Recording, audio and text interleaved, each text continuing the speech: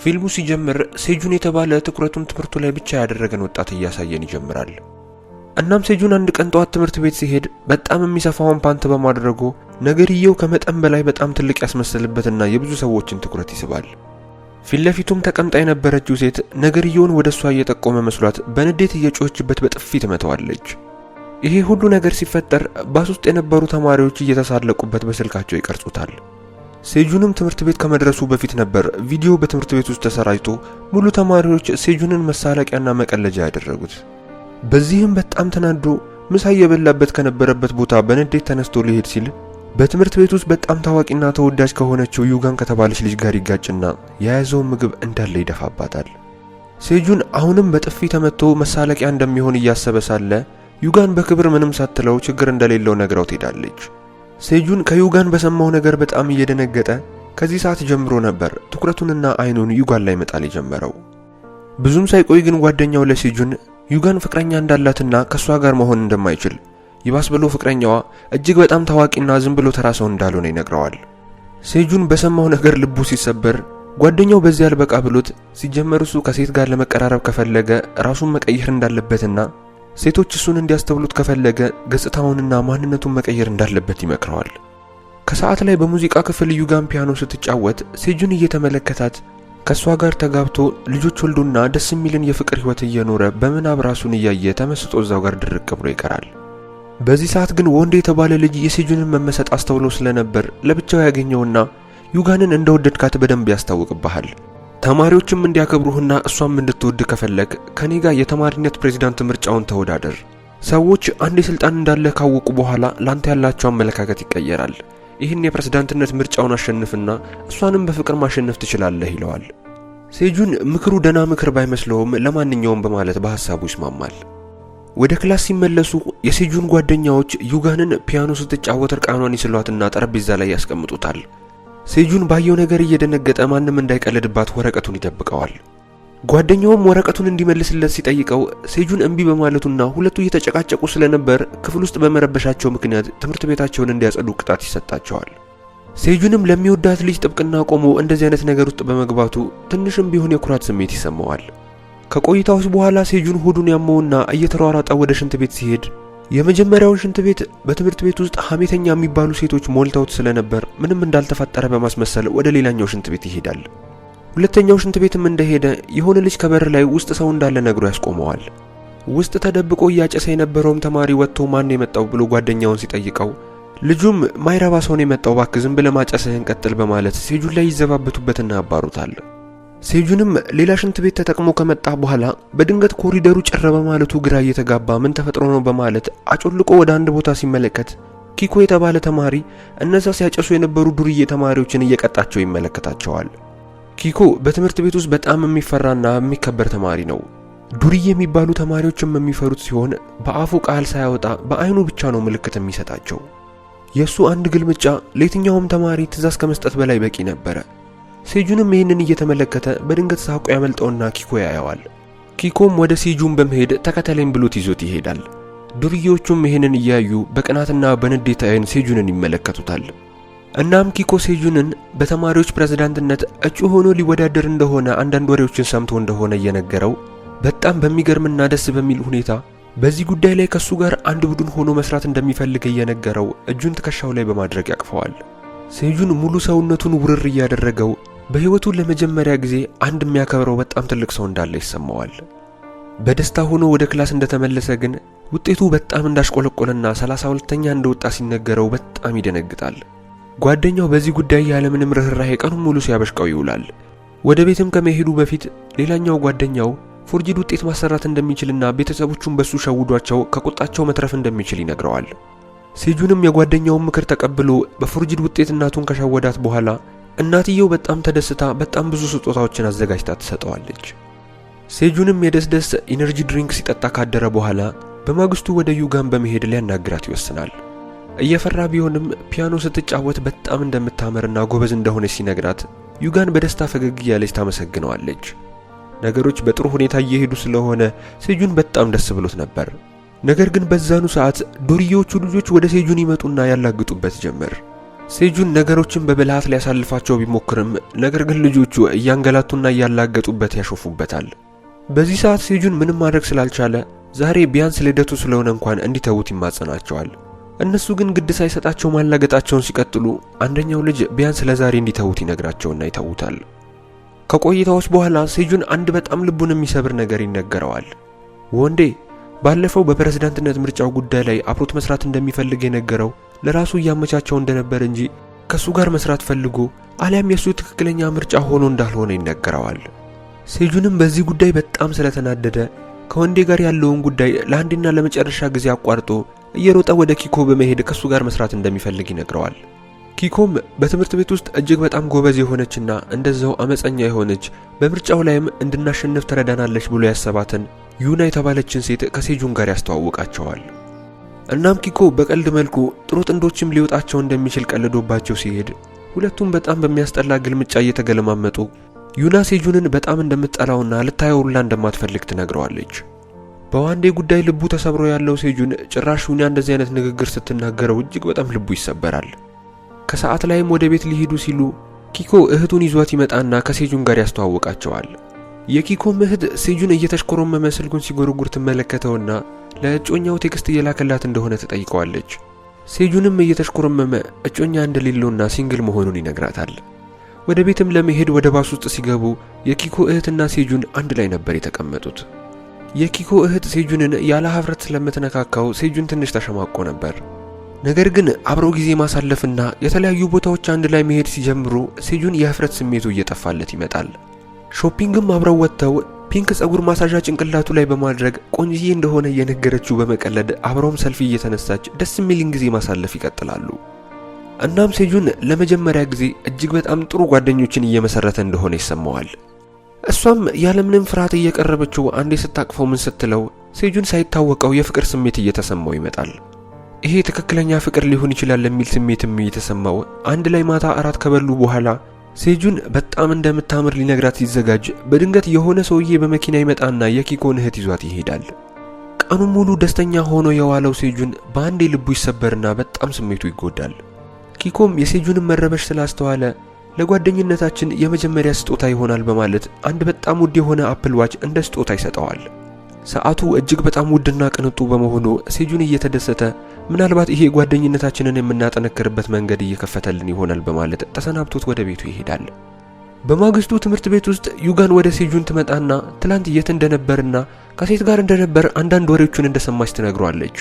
ሴጁንም በዩጋን መቅናት ግራ እየተጋባ ፍቅረኛ አይደለሽም፣ ቢያንስ እንኳን ዴት እንኳን እያደረግን አይደለም፣ የመቅናት እኮ መብት ሊኖርሽ አይገባም በማለት እዛው ባለችበት ጥሏት ይሄዳል። ወደ ክላስም እንደገባ የክላሳቸው አለቃ እየሮጠች ወደሱ ትመጣና የፕሬዝዳንትነት ምርጫውን ቢያሸንፍም የዚህ ክላስ አለቃ እሷ ሆና እንደምትቀጥል ልታስጠነቅቀው ትሞክራለች። እጁ ላይ ውድ የሆነውን አፕሉን ሰዓት ባየች ሰዓት ሁሉንም ተማሪዎች ትጠራቸውና ግርግር ይፈጠራል። አንዳንድ ተማሪዎች ሰርቆትም እንዳመጣው መጠርጠር ሲጀምሩ አንደኛው ልጅ ሰዓቱን ይቀበለውና የራሱ እንደሆነ ማስመሰል ይጀምራል። በዚህ ሰዓት ኪኮ ወደ ክላስ ውስጥ ይገባና ክላሱ ጸጥ ረጭ ይላል። ያንን ውድ የሆነ ሰዓትም ለሴጁን በስጦታ መልክ የሰጠው እሱ እንደሆነ ሲነግራቸው ሁሉም በድንጋጤና በዝምታ ይዋጣሉ። ሴጁንንም ማታ ሊያናግረው እንደሚፈልግና እቤቱ እንዲመጣ እራትም እንደሚጋብዘው ሲነግረው ተማሪዎች ይህንን ሰምተው በጣም ይገረማሉ። ሴጁንም ማታ ላይ ወደ ኪኮ ቤት እየሄደ ሳለ ሶስት ሴቶች ትምህርት ቤታቸው ውስጥ ስለሚገኙ ቆንጆ ወንዶች በሐሜት ላይ ሆነው መንገዱን ዘግተው ሳለ ሴጁን በንዴት እንዲያሳልፉት ሲነግራቸው ደንግጠው መንገድ ይከፍቱለታል። እሱም በመሃላቸው እያለፈ ትዕዛዙን በመስማታቸው ሁሉንም የማድረግ አቅም እንዳለውና በራስ የመተማመን ስሜት ይሰማዋል። ወደ ነኪኮ ቤትም እንደደረሰ የነኪኮ ቤት ቤተ መንግስት እስኪመስል ድረስ እጅግ በጣም ቅንጡና ትልቅ እንደሆነ የራሱ ላይብረሪና ካፌ ከዚያም አልፎ ከአንድም ሁለት ቤዝመንት ያለው እጅግ በጣም ቅንጡ የሆነ ቤት እንደሆነ ይመለከታል። ኪኮም ወደ ላይኛው ፎቅ ይዞት ወጥቶ ይሄኛው ክፍል ለሱ እንዳዘጋጀለትና ክፍሉ የሚረብሽ ድምጽ የማያስገባ ከመሆን አልፎ በራሱ በግል ካርድ ብቻ የሚከፈት እንደሆነ ይነግረዋል።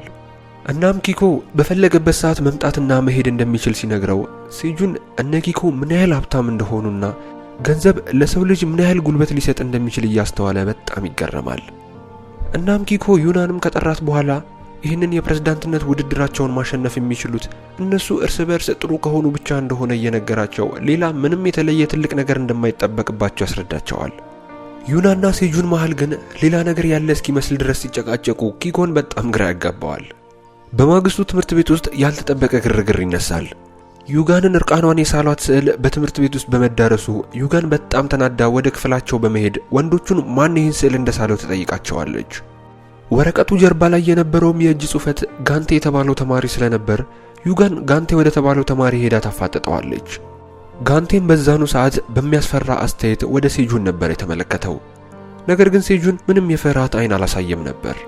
መምህራቸውም ነገሮችን ካጣራች በኋላ ይህንን ስዕል የሳለው ጋንቴ መሆኑ ይረጋገጥና ተማሪዎች ያላግጡበታል። ጋንቴም የተባለው ልጅ በንዴት ወደ ሴጁን በመሄድ አንተነ ይህንን ጉዳይ እንዲጋለጥ አድርገህ ተማሪዎች እንዲሳለቁብኝ እያደረክ ያለኸው ብሎ እሱ ላይ ይጮህበታል። ሴጁንም እየተናደደ ላደረከው ነገር ኃላፊነት መውሰድ ያለብህ ራስህ ስለሆንክ እኔ ልትወቅሰኝ እንዳትሞክር ብሎ ያስጠነቅቀዋል። እናም ጋንቴ ተማሪዎች ከዚህ በላይ እንዳያሾፉበት ሲል ዩጋንን ተንበርክኮ ይቅርታ ይጠይቃታል። ከሰዓት ላይ ሴጁን በህይወቱ ይሆናል ብሎ ባልጠበቀው ሁኔታ ሲኒየር ተማሪዎች የሚያዘጋጁት ፓርቲ ፕሮግራም ላይ እንደ ክብር እንግዳነት ይጋበዛል። እንደሱ አይነት ያለ ሰው በዚህ ፕሮግራም ላይ መጠራቱ እያስገረመው ማታ ላይ ከኪኮ ጋር ወደ ፕሮግራሙ ይሄዳሉ።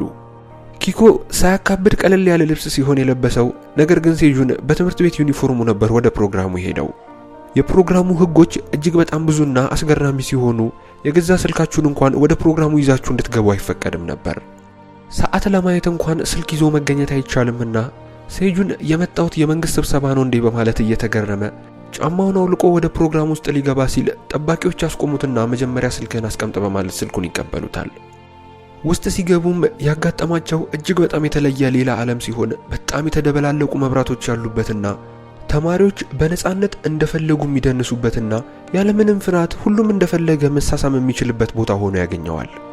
አንዳንዶችም መጠጥ ሲጠጡ ነገ የሚባል ቀን የሌለ እስኪመስል ድረስ ሲሆን ኪኮም ወደ መድረኩ በመውጣት ዩናና ሴጁን ከሱ ጋር በፕሬዝዳንትነት የሚወዳደሩ ባልደረቦቹ እንደሆኑና ከዛም አልፎ እጅግ በጣም ምርጥ ጓደኞቹ እንደሆኑ በመናገር ያስተዋወቃቸዋል። በቦታው ላይ ሰክረው የነበሩ ሴቶች ሴጁን እጅግ በጣም ቆንጆ እንደሆነ በመናገር ብዙዎቹ እንዲስማቸውም ይለምኑት ነበር። እናም በዚህ ሰዓት አንድ ወጣት የሆነ ሰማያዊ መጠጥ ወደ እነሱ ይዞ በመምጣት ሊጋብዛቸው እንደሚፈልግ ይነግራቸዋል። ሴጁን መጠጥ አይጠጣምና በሁኔታው ትንሽ ሲደናገጥ እዛ ጋር የነበሩት ሴቶች ሴጁንን መጠጡን ግጥም አድርጎ እንዲጠጣ እየጮሁ ያበረታቱታል። በዚህ ሰዓት ኪኮ ሴጁንን መጠጥ ጠጥቶ ከገባ እናቱ ሽታውን እንኳን ስለምታቅበት እንደምትገለው እየነገረ ያስጠነቅቀዋል። ነገር ግን ሴጁን የሴቶቹ ጩኸት ሲበረታበት ጠንካራ መሆኑን ለማስመስከር ሲል መጠጡን ግጥም አድርጎ በአንድ ሻት ይጨርሰዋል። መጠጡ ሰውነት ውስጥ ልክ እንደ እሳት ነበር የተቀጣጠለው። ሴጁንም በአንዴ ማንነቱ ተቀይሮ የፕሮግራሙ አዳማቂና ዋና መሪ ሆኖ ይገኛል። እየጮህና እየደነሰ ቤቱን በአንድ እግር ሲያቆመው የሁሉም ሰው ትኩረት ወደሱ ይሆንና መጠጡን የጋበዘው ሰውዬ ሴቶቹን ለማሳቅ ሲል ሴጁን ላይ መቀለድ ይጀምራል።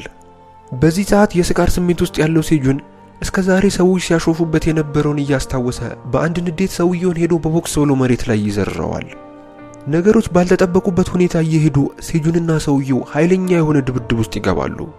በዚህ ሰዓት ስልኩን በድብቅ ወደ ፓርቲው ይዞ የገባ አንድ ሰው የተፈጠረውን ነገር በስልኩ ሪከርድ ማድረግ ይጀምራል። እዛም የነበሩት ሰዎች በፍጥነት ያገላግሏቸውና ድብድቡን ያስቆሙታል። ሰውየውም ወደ ኪኮ በመሄድ ምን አይነት ጀዝባ የሆነ ሰው ነው ይዘህብን የመጣኸው ሲለው ኪኮም ጓደኛዬ እንደሆነ ቅድም ተናግሬ ነበር አይደል፣ ስለዚህ አፍህን ዝጋ ይለዋል። ከዚህ ሁሉ ነገር በኋላም ወደ መዝናናታቸው ይመለሱና ሌሊቱን ሙሉ እጅግ በጣም ደስ የሚልን ጊዜ እያሳለፉ ሴጁንም እንደዚህ አይነት ጊዜ በማሳለፉ በጣም ደስ ብሎት ጥምዝ ብሎ ራሱን እስኪስት ድረስ ይጠጣል። በማግስቱ ጧትም ከእንቅልፉ ሲነሳ እማያውቀው ቤት ውስጥ ራቁቱን ሆኖ አልጋ ላይ ራሱን ያገኘዋል። የት እንዳለም ግራ እየተጋባ በአግራሞት ዞር ሲል ከአንዲት ሴት ጋር እንዳደረና እቺም ሴት የኪኮ እህት መሆኗን ሲያስተውል በድንጋጤ የሚገባበት እየጠፋው ድምጹን ሳያሰማ በቻለው ፍጥነት ልብሱን ለብሶ ከመነሳቷ በፊት ውልቅ ብሎ ከዛ ሆቴል ይወጣል። ወደ ትምህርት ቤትም እንደሄደ ለሚቀርበው ጓደኛው ለመጀመሪያ ጊዜ ከሴት ጋር እንዳደረ ይነግረዋል። ጓደኛው ባያምነውም ነገር ግን ይሄ ወሬ በትምህርት ቤት ውስጥ ልክ እንደ ሰደድ እሳት ነበር የተዳረሰው። ባልተጠበቀም ሁኔታ ሰዎች ለሴጁን የነበራቸው አመለካከት በአንዴ ነበር የተገለበጠው። ካሁን በኋላ በጭባጫው ተማሪ እየተባለ መጠራቱ ቀርቶ ሴቶች የራሳቸው ሊያደርጉት የሚፈልጉት አይነት ወንድ እንደሆነ እየተወራለት ነው። አሁን ላይ ያዩት ሴቶች ሁሉ ሊቀርቡትና ሊያናግሩት ሲሆን የሚፈልጉት ብዙ ሴቶችም ለኢንስታግራም ስቶሪያቸው አብረውት ሰልፊ እንዲነሱ ይጠይቁትም ጀመር።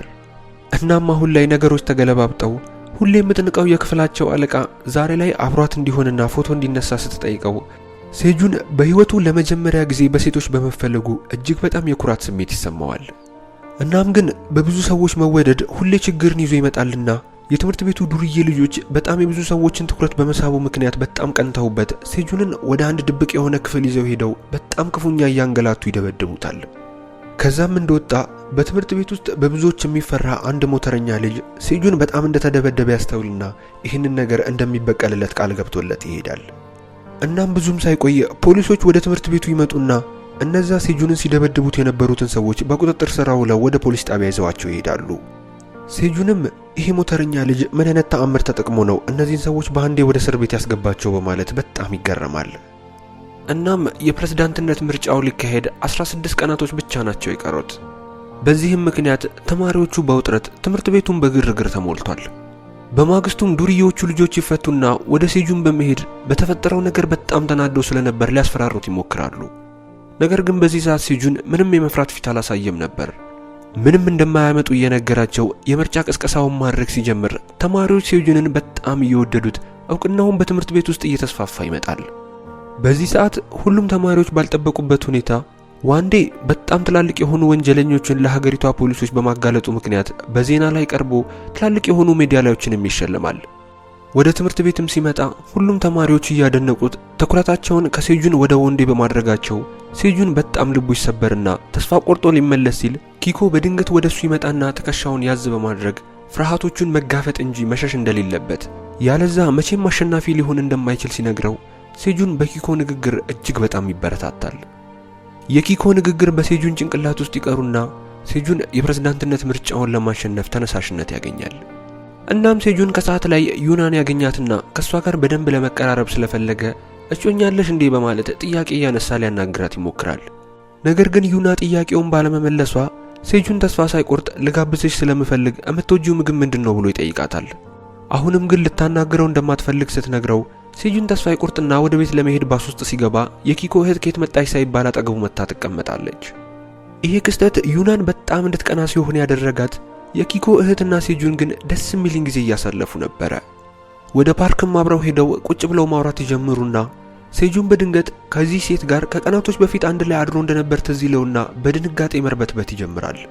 እሷም ግን ኖርማል እንደሆነ እየነገረች ልታረጋጋው ብትሞክርም ሴጁን የዛን ቀን መጠጥ ለመጀመሪያ ጊዜ እንደጠጣና ያደረገውን ነገር ሁሉ እንደማያውቅ እየነገራት ተነስቶ ሊሮጥ ሲል ያዝ አድርጋ ታስቆመዋለች። ያኔ አብረው ባደሩበት ቀን ልክ እንደሚዋደዱ መላእኮች ከመተኛት ውጪ ምንም ነገር እንዳላደረጉ እየነገረችው መሄድ ካልቀረ አይቀር ልሳም በማለት በጣቶቿ ከንፈሩን ተስመዋለች። ሴጁን እንደዚህ አይነት ነገር ለሱ የመጀመሪያው ስለሆነ ልክ ገነት የገባ ያህል ነበር በደስታ ስሜት የጠፋው። እሷም የፕሬዝዳንትነት ምርጫውን የሚያሸንፍ ከሆነ ትክክለኛውን ኪስ እንደምትስመው ቃል ገብታለት ስትሰናበተው ሴጁን በደስታ ብዛት የሚያደርገው ነገር እየጠፋው ተሰናብቷት ወደ ቤት መሄድ ይጀምራል። ነገር ግን ይህንን የፕሬዝዳንትነት ምርጫ ማሸነፍ ጉዳይ ለሱ ከማሸነፍም በላይ የፍቅርንም ህይወት የሚያገኝበት መንገድ እንደሆነ ይሰማዋል። ቀናቶች ሄደው ለምርጫው 5 ቀናቶች ሲቀሩ ሴጁን ከምንጊዜውም በላይ ራሱን በጣም እያስጨነቀ መስራት ይጀምራል። እናም የዛን ቀን ማታ ሴጁን ወደ ቤት እየሄደ ሳለ አንድ ሞተር ከኋላ እየበረረ ይመጣና ክፉኛ ገጭቶት ሴጁን ራሱን ስቶ እዛው ጋር ይወድቃል። ደግነቱ የሞተር አደጋው ከባድ አደጋ አላደረሰበትም ነበርና ሴጁን በማግስቱ ወደ ሙሉ ጤንነቱ ይመለሳል። ምርጫውን እንዲያሸንፍ የሚፈልጉት ጓደኞቹ በቻሉት መጠን ሲንከባከቡት፣ አንዳንድ ሰዎች ይህንን አደጋ ሴጁን ላይ ያደረሰበት የተቃራኒ ቡድን እንደሆኑ ሲያስቡ፣ የተቃራኒ ቡድኖቹ ደግሞ ሴጁን የውሸት አደጋ የደረሰበት በማስመሰል ስማቸውን ሊያጠፋ እየሞከረ እንደሆነ ማሰብ ይጀምራሉ። በዚህ ሰዓት ማንም ባልጠበቀበት ሁኔታ ዩና እንደ ድሮ መነጽሯን ሳታደርግ ተማሪዎች ወደ ተሰበሰቡበት ቦታ ስትመጣ ብዙ ተማሪዎች ውበቷን ተመልክተው በጣም ይደነግጣሉ። ሴጁን እንኳን የኪኮን እህት በመተው ከዩና ጋር መቀጠል እንዳለበት እያሰበ ሲሆን፣ ነገር ግን ዩና ሁላቸውም ቢያደንቋትም አንዳቸውን እንኳን መልስ ሳትመልስላቸው ከዛ ቦታ ጥላቸው ትሄዳለች። ምክንያቱም እሷ የምትፈልገው ውበቷን አይቶ የሚያደንቃት ሳይሆን ትክክለኛ ፍቅር ስለምትፈልግ ነበር። ወደ ተወዳዳሪዎቹም ስንመለስ ውድድሩ ከምንጊዜውም በላይ በጣም ተጧጡፎ የምርጫ ውጪዎች ለተማሪዎች በጣም ብዙ ትላልቅ ቃሎችን እየገቡ ሲሆን፣ ለተማሪዎች ረጅም የእረፍትና የምሳ ጊዜ፣ የማይቆጡ አስተማሪዎች፣ ተማሪዎች በትምህርት ቤት ውስጥ መብታቸው እንዲከበር የሚያደርጉ ቃሎችን እየገቡላቸው ሲሆን፣ ውድድሩ ከምንጊዜውም በላይ አንገት ለአንገት ሆኗል። ይህንንም በደንብ ያስተዋለው ዋንዴ ፌክ የሆነ የቲቪ ስርጭት ፕሮግራም በማዘጋጀት ከልጅነቱ ጀምሮ በጣም ብዙ ችግሮችን እንዳሳለፈና ከነዛ ብዙ ችግሮች ውስጥ አልፎ አሁን ላይ እዚህ ለመድረሱ እናቱ ትልቅ አስተዋጽኦ እንዳላትና ይህንን ውድድር ማሸነፉ ምርጫ ሳይሆን ግዴታው እንደሆነ ይናገራል። እናም ወንዴ አሳዛኝ ታሪክ በመናገሩ ምክንያት የብዙ ተማሪዎች ትኩረት ወደሱ መሆን ይጀምራል። የዛን ቀን ማታም የትምህርት ቤቱ ጥበቃ ግቢ ውስጥ እየተንቀሳቀሰ ሳለ የሆነ ሰው ወንዴ ለምርጫ ቅስቀሳ ያዘጋጃቸውን ሳይን ቦርዶች እንዳበላሻቸውና በቀለም እንደበጠበጣቸው ይመለከታል። በማግስቱም ይሄ ጉዳይ ወደ ተማሪዎች ይመጣና በተፎካካሪዎች መሃል ትልቅ የሆነ ብጥብጥን ያስነሳል። እነ ወንዴ ይህንን ያደረጉት እነ ሴጁን ናቸው በማለት ጣታቸውን ወደ እነሱ ሲቀስሩ በዚህ ጉዳይ ኃይለኛ ጭቅጭቅ በመነሳቱ ምክንያት መምህራቸው ጣልቃ በመግባት ይህንን ሳይን ቦርዶች አሁኑን እንዲቃጠሉና ይህንን ያደረገ ሰው በሴኩሪቲ ካሜራ ማንነቱ እንደሚጣራ ይነግራቸዋል። ይህንን ያደረገው ሰው ማንነት በቀላሉ ሊታወቅ ስለሆነ ሁለቱም ቡድኖች ክርክራቸውን ያቆማሉ። ቀናቶች እያለፉ ሄደው ለምርጫው አንድ ቀን ብቻ ሲሆን የቀረው ተወዳዳሪዎች በቻሉት መጠን የምርጫ ቅስቀሳቸውን ማድረጋቸውን ይቀጥላሉ። የነሴጁን ቡድን በ12% እየተመራ ሲሆን የቡድኖቹ ሴት አባሎች ወደፊት ለፊት በመውጣት አንዳንድ ቃለ ምልልሶችን መለወጥ ይጀምራሉ። በዚህ ሰዓት የነ ወንዴ ቡድን ሴት ተወዳዳሪዎች ዩናን አንቺ ከቁንጅና በስተቀር ሌላ ምንም የለሽም፣ የቡድን አባሎችሽም አንቺን የመረጡሽ ለመልከሽ ብቻ እንጂ በእውቀትም ሆነ በሌላ በምንም ነገር እንደማትጠቅሚያቸው ሁላችንም እናውቃለን በማለት ክፉ ነገር ይናገሯታል። ዩና በዚህ ሰዓት በጣም እየተናደደች ቆንጆ የሆነ ሰው ሁሉ ደደብ ነው ማለት አይደለም፣ ቆንጆ ሰዎች ደደብ ናቸው ብሎ የሚያስብ ሰው ደግሞ ራሱ ደደብ እንደሆነ እየነገረቻቸው የወንዴን ፖስተር ፊት ለፊታቸው እያጨማደደች ወርውራ ትጥለዋለች። የዩና ንግግር የብዙ ተማሪዎችን ትኩረት ስቦ እየተመሩ ከነበሩበት ውጤት በ9% ከፍ በማለት መምራት ይጀምራሉ። በዚህ ሁሉ ትርምስ መሃል አንድ ወጣት ልጅ የትምህርት ቤቱ ጣራ ላይ በመቆም ኪኮ የፓርቲ ፕሮግራምን በማሳበብ እድሜያቸው ያልደረሱ ህፃናቶችን እንደሚያሰክር የሚናገር ትልቅ ባነር ወደ ታች ይለቃል። ተማሪው በሰማው ነገር እያፈረ እነ ኪኮን ሁሉም ተማሪዎች መሳለቂያ ሲያደርጓቸው በድንገት የሁሉም ተማሪዎች ስልክ ላይ አንድ የቪዲዮ መልእክት ብቅ ይላል። ይህ የቪዲዮ መልእክት የነሴጁን ቡድን ላይ ትልቅ አደጋን የሚጥል ሲሆን ቪዲዮም የነበረው ሴጁን በፓርቲ ውስጥ ሲደባደብ በድብቅ ተቀርጾት የነበረው ያ ቪዲዮ ነበረ። የሴጁን ቡድኖች ይህንን ባዩ ሰዓት በጣም ሲሆን የተደናገጡት ይሄ ስራ ያለምንም ጥርጥር የወንዴ እንደነበር በደንብ እርግጠኛ ነበሩ። በዚህም ምክንያት ስማቸው ይጠፋና እየመሩ ከነበሩበት ወደ ታች በመውረድ እነ ወንዴ በ57% እነሱን መምራት ይጀምራሉ። እየተካሄደ ባለው ነገር ዩና በጣም ሲሆን የተናደደችው ለሁሉም ተማሪዎች አው በእርግጥ ጠጥተናል፣ ነገር ግን ማንንም አልገደልም፣ እንደዚህ አይነት ነገር ሁሉም ተማሪ ሊያደርገው የሚችለው አይነት ጉዳይ ስለሆነ ስተታችንን እናርመዋለን እንጂ የምናፍርበት ጉዳይ አይሆንም በማለት ንግግር ትናገራለች። እናም ብዙም ሳይቆይ ወንዴ በአንድ ወቅት ኳስ በመጫወት ላይ ሳለ ከአንድ ዱርዬ ልጅ ጋር ተጣልቶ እጅግ በጣም ብዙ የማይገቡ ቃላቶችን ሲጠቀምና ልጁንም እገላሃለሁ ብሎ ሲዝትበት የነበረ አንድ ቪዲዮ በትምህርት ቤት ውስጥ መሰራጨት ይጀምራል። በዚህ ሰዓት የነ ወንዴ ውጤት ወርዶ ከነሴጁን ጋር እኩል ደረጃ ላይ ይሆናሉ። እንደ ቀልድ የተጀመረው ጉዳይም ከቁጥጥር ውጪ ሆኖ ተማሪዎች አጉል የሆነ ፉክክር ውስጥ ገብተው እርስ በርስ መጣላትና ውሃ መደፋፋት፣ ዕቃ እርስ በርስ መወራወርና ብዙ የትምህርት ቤት ንብረቶችን ማውደም ሲጀምሩ የትምህርት ቤቱ ኃላፊዎች ሁሉም ቡድን አንድ ላይ በመሆን ትምህርት ቤቱን አሁኑኑ እንዲያጸዱ ቅጣት ይቀጣቸዋል። በድንገትም በዚህ ሰዓት ፖሊሶች አንድ በጣም የተደበደበና የተጎዳ ልጅ ወደዛ ቦታ ይዘው በመምጣት ይህንን ያደረገው ኪኮ ስለሆነ ወደ እስር ቤት ይዘውት ሊሄዱ እንደሆነ ይናገራሉ። ከአንድ ቀን በፊት ኪኮ ይህን ልጅ በድብቅ ፓርቲ ውስጥ የቀረጸውን ቪዲዮ እንዲያጠፋ ሲነግረው ልጁ አላጠፋም በማለቱ ነበር ኪኮ በጣም ተናዶ ልጁን ክፉኛ ይደበደበው። ኪኮም ከመታሰሩ በፊት የምንጊዜም ምርጡ ጓደኛው ሞተረኛው ልጅ ወደዛ ቦታ እየሮጠ ይመጣና ከፖሊሶቹ ጋር በደንብ ስለሚግባባ ለተፈጠረው ነገር ሁሉንም ኃላፊነት እሱ እንደሚወስድና ኪኮንም ሊያስሩት እንደማይገባ ነግሮ ያስረዳቸዋል። በማግስቱ የምርጫው ቀን እንደመሆኑ ወንዴ ንግግር ካደረገ በኋላ ኪኮ ንግግር ለማድረግ ወደ መድረክ ሲወጣ ተማሪዎች የተለያዩ ዕቃዎችን እየወረወሩ ይሳለቁበታል። ኪኮም ግን ምንም ሳይፈራ ንግግሩን በመቀጠል አዎ ጥፋት አጥፍተናል የተባለው የፓርቲ ፕሮግራምም እውነት ነው፣ ነገር ግን ከዚህ ሁሉ ነገር በኋላ ከጓደኛዬ ሴጁን የተማርኩት ነገር መሪ መሆን የምፈልግ ከሆነ እውነተኛና ታማኝ ሰው መሆን እንዳለብኝና ፍርሃቴን እስከ መጨረሻው ከተጋፈጥኩት ለምፈልገው ዓላማ መቆም እንደምችል ነው ይላቸዋል። እሱና ቡድኑንም መርጠው እንዲያሸንፉ ካደረጋቸው እስከ መጨረሻው ድረስ በታማኝነት እንደሚያገለግላቸው ቃል ገብቶላቸው እንደወረደ የምርጫው ስነ ስርዓት መካሄድ ይጀምራል። ሁሉም የትምህርት ቤቱ ተማሪ ምርጫው ላይ ከተሳተፈ በኋላ መምህራቸው የፕሬዝዳንትነት መሪውን ማን እንዳሸነፈ ለማብሰር ወደ መድረኩ ይወጣል። ሁለቱም ቲሞች ከመምህራቸው የሚወጣውን ቃል በፍርሃትና በጉጉት እየተጠባበቁ መምህሩ ሰማያዊ ቡድን ማለትም የነሴጁን ቡድን እንዳሸነፈ ያበስራቸዋል።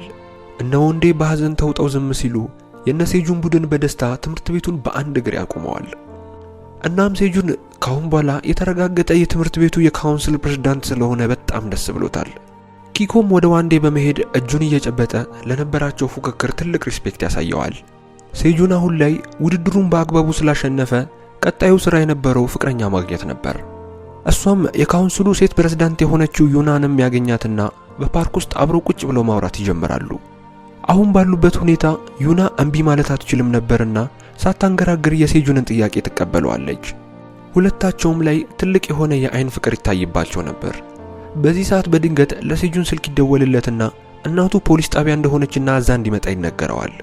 እናትየው ልጇን በሞተር የገጨውን ሰው እንዲገኝላት ብር ከፍላ ስለነበር ፖሊሶች ተጠርጣሪ ብለው ያቀረቡት የኪኮን ፎቶ ነበርና ሴጁን በድንጋጤ እየሮጠ ወደ ትምህርት ቤቱ ዳይሬክተር በመሄድ ከሴኩሪቲ ካሜራ ላይ ያገኙትን ያንን ቪዲዮ እንዲሰጡት ይጠይቀዋል።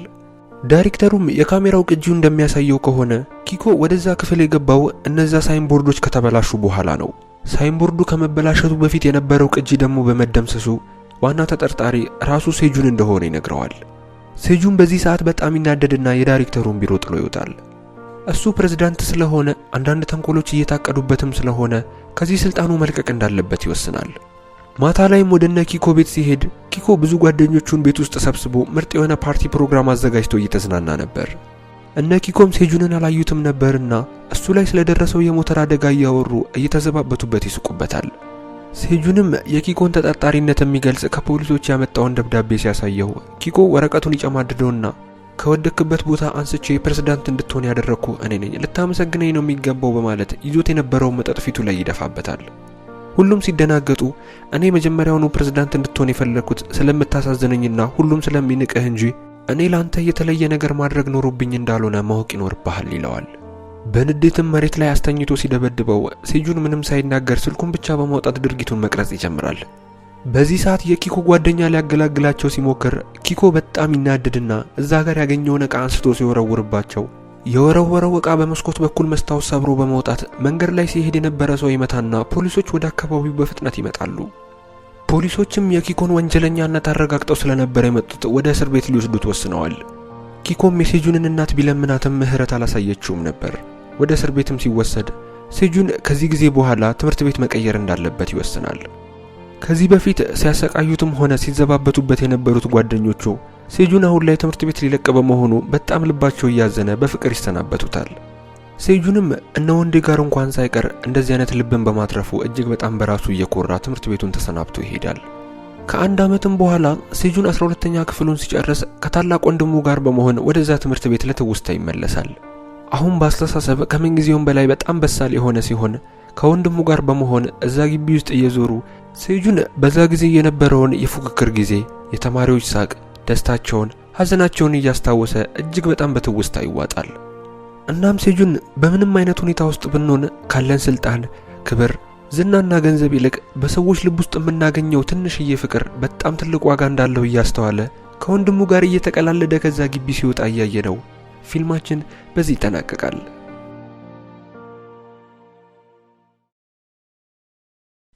እናንተም እውነተኛ ጓደኛ አለኝ የምትሉ ከሆነ ትክክለኛ የሆነን ፍቅር ሰጧቸው። ከነሱም የምታገኙትን ፍቅር መንከባከብ እንዳለባችሁ እያስታወስኳችሁ በቀጣይ በሌላ ምርጥ ፊልም እስከምንገናኝ ይህንን ቪዲዮ እንደወደዳችሁት ስለማልጠራጠር ሁላችሁም ላይክ እያደረጋችሁ አዳዲሶችም ቻናላችንን ሰብስክራይብ እያደረጋችሁ በመቀላቀል በቀጣይ በሌላ በምርጥ ፊልም እስከምንገናኝ ቸር ቆዩልኝ።